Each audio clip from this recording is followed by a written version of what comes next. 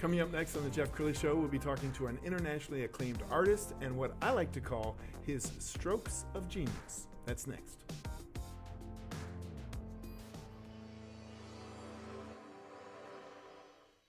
Many are predicting that the worst is yet to come, which is unfortunate, said one person here.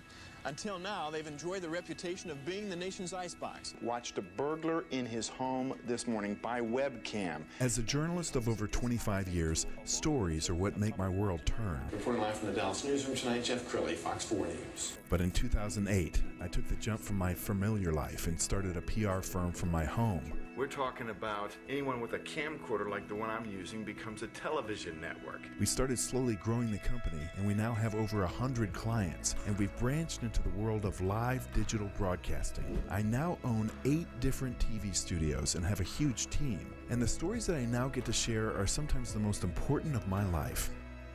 Life has a funny way of coming around full circle. This is the Jeff Crilley Show.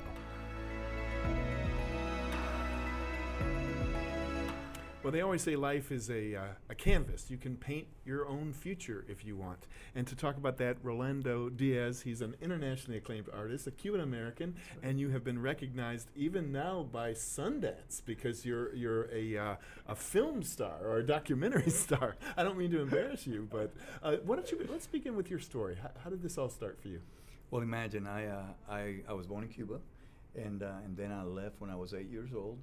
Came on a boat, like a lot of the Cubans have, left the communist regime, and then came to America, wonderful freedom of America. And then I was raised in Miami, Florida, elementary, junior high, high school, and then went to school and studied formally. And then, once you get to Texas, you can't leave Texas because it's just this amazing place. When did you know that you had artistic ability? Actually, I drew a lot as a kid.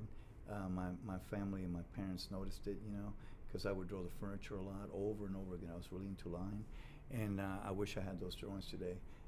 So they begin to notice it, and then the teachers begin to notice it, and then I begin to notice it, that I may have this special kind of gift, And then I finally decided, you know what, I'm going to study more, and so. I want to get into the PBS documentary. How were you discovered for this particular piece? A patron that I have, and I'll keep her name silent because she desires that, but she's the one who put that together.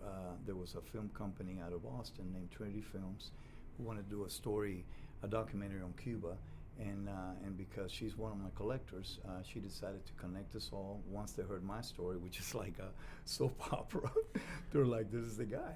So then we were able to go down there to Cuba for the first time after 40-some years, go through my house, all the place that I roamed as a kid, and then that's how it came about. Wow. Yeah. What you never could have imagined is it would be critically acclaimed at Sundance. Amazing. They were amazed that it got 2 awards, 2 Gold Sundance Awards. So that elevated it to a different level, and I just couldn't believe it. So outstanding. Well, we're going to show a short clip right now. Okay.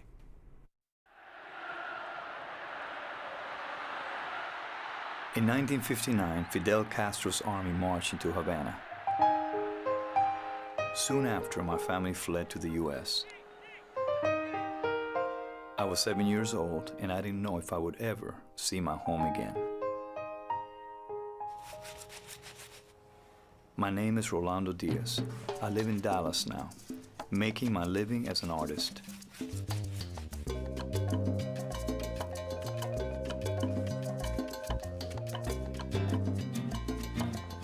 All that I have left of Cuba are memories, fragments, images, snapshots in my mind. They find their way onto my canvases like ghosts from a long forgotten time.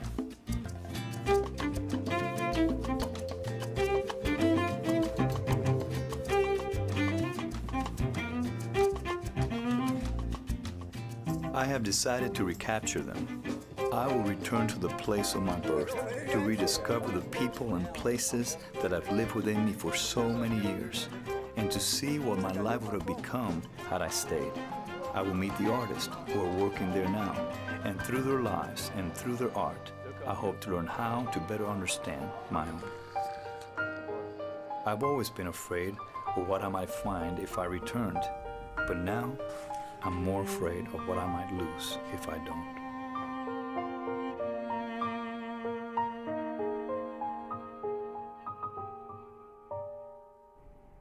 Wow, I'm obsessed. Now I got to go watch that. That's Check it out. There's a little melancholy in it, that music and all. Now, when you were doing the documentary, did you have any sense of how big it would become? I had no idea. I had never been seriously in front of a camera before. They told me that I was a natural, whatever that means, and so I was very comfortable. But I think it was just a real emotional experience for me because it was my first time to return, and then my family's gone, and just going through the places and memories and stuff. It was really unique. So. Yeah. We're going to show some of your artwork in a second, but before we do that, you were telling me a great story about when you sold your first artwork. Yes. So tell me that story. It's amazing. My brother had an advertising agency. My brother's is gone now, but it was called Source 4 Creative Services. And a man came in to get some work done, some advertising work done, and my work was in Xerox copies on the side of the table, and he noticed them and asked my brother about the pieces, and next thing you know, the guy contacts me. I'm getting ready for a show at the Grace Museum, my first major show in Abilene, and the guy goes in there, looks at the work. I tell him, hey, it's going to a show, because I was so ignorant. I didn't realize that I could sell them and then get them to him later. And so he kind of points to something. He goes, well, here, I want this one, this one, this one, this one. When your show is over, just bring them over. I live in Fort Worth, and he writes me a check for $17,000. And I'm like, this is good. You're like, I could do this all day long. This is good. Now, did you try to play it cool, like you get these checks all the time? Well, let me tell you, when he started asking questions, I hadn't even priced my work because I'm just getting started. And so I was like, I went 3,000, 4,000. And next thing you know, it starts adding up. I'm like, this is awesome. Yeah, you should have said more. Sounds like he would have paid it. All right, let's go ahead and show some of your art, and I want you to describe what you were thinking and experiencing with each one. Okay. This piece is a really unique piece. The University of Texas in Austin brought me in. I was able to paint this painting live with a microphone to my head and speak about creativity. So this painting has to do with the evolving of creativity. See, and you were in front of a live audience doing this. Right. That's exactly. pressure. Yes, thank you. I've learned how to do this now. I began painting live about 20-some years ago, and so I'm able to do it freely, but man, the first time, I was shaking like a leaf. All right, how about this one? This is a piece Afro-Cuban, and it has to do with the whole influence of Africa with the Cuban culture, and I actually own that mask on the left. Oh, cool. That's one of my collections of masks. And this is a piece that speaks about the whole Cuba experience, where you have the men escaping at night. There's the moon representing the eye of God, and also a clock where all the numbers have fallen off because once the communists took over, the whole thing shifted. So that's So, you're always your worst critic. That's true. And we were talking before the show started that you can see things that the audience couldn't. So you can go to some of your artwork and say, I would have done it differently. Right. Yeah. And that's for sure. That almost happens a lot. I mean, I look at a work of art that I created years back. I see it again. I'm like, I could have done this, I could have done that. But, it's just the human experience. Well, you're a very humble guy, which impresses me because you've achieved so much. Tell us more about, you're still a young man. You've got a lot of years ahead of you. Yeah. Where do you see this all going? I don't know about young. I'm in my 60s, but really, you look great. Yeah, you I'm look 63. Great. I mean, how long would you like to keep painting? I see me painting till my last breath. It's just, when you're a painter and you're a real painter like I am, it's just who you are, and it's part of your whole experience. So for me to literally stop painting now, I can't even visualize that. I mean, I paint every day, and it's just been going on for so many years. So. Tell me where you come up with your inspiration. As you're driving around just looking at the world, do you sometimes say, oh my goodness? Well, my tagline is art is the experience of life. So in my particular situation, it has to do with emotions, things that have happened to me personally, events, could be a person, could be a sad thing or a happy thing, and those are things that motivate me. But I also go into nature a lot for inspiration, because nature is so gorgeous. Color in nature, right? Because being an abstract expressionist, I'm really into color and the combination of colors. So there's a lot of things that inspire me, I'm fascinated by creative geniuses. They said that Mozart could hear the whole thing in his mind, and then you have famous sculptors who say that there's a statue in there and I just need to chip away and get to it. Get to it. How are you? I mean, do you see it ahead of time, or are you improvising? One of the great things I've been able to do is raise funds for a lot of organizations. So I learned how to paint live about 20 some years ago, which is a weird thing to do because you have an audience watching you, and art is a very personal thing. Once I learned that, it actually pushed me, because I only had an hour to an hour and a half to create something that I was not only proud of, but felt it had worth, right? And then it would be auctioned. Mm-hmm. So I have learned through that process, and I'm an abstract expression anyway, to create something with whatever I've learned in life about art and put it together, quickly. I normally do not even know many times when I go to the canvas what I'm going to paint. Really? It's literally happening at the moment, either dealing with the inspiration of the music or what is being spoken about or whatever, and then I create something. So many times it's literally spontaneous at the moment. So I'm fascinated.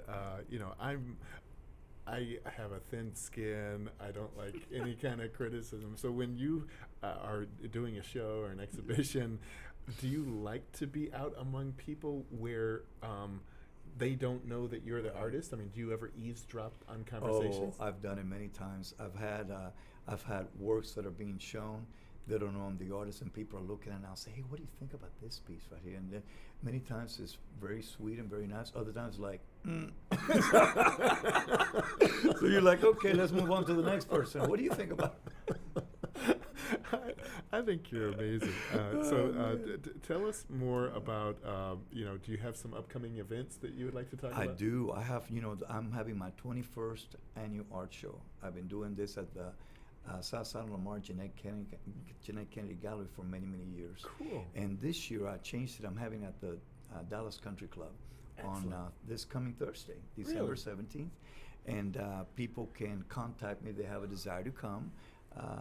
And this show is called Beautiful Black and White, and I'm going to speak about the power of black and white and how neither one of those by themselves really stand alone, but when you put them together, the power of that is amazing. Okay, we're almost out of time, but I want to get you to tell your George Bush story, because you won't take credit for it, but I would like to think that George W. Bush got his inspiration to paint from you. That's a joke I've been telling people for years. But what happened was when he stepped down for the presidency in Lubbock, they had a 500-seat dinner, and they brought me in to paint. And imagine being on the program with the president. I mean, I was just honored. And so that night he spoke about how he selected the pieces for the Oval Office. And it was just fascinating to me, to just even be in that present. Sure. And I did a piece that actually resides in the Student Center, one of the centers at Lubbock Christian University, about education and growth, and that's what I worked on. But it was, imagine, just being able to do anything connected to a president was just an amazing experience. I think as your PR friend, you should take credit for it. You were the man behind his decision to pick up a paintbrush. We're going to end with your website, Rolando Diaz. Artist.com. Yes. Please get in touch with him and check out his upcoming event. And Rolando, thank you so much for coming on the show. So great to be here. Thank you. You're an inspiration. That's it for now. We'll see you next time.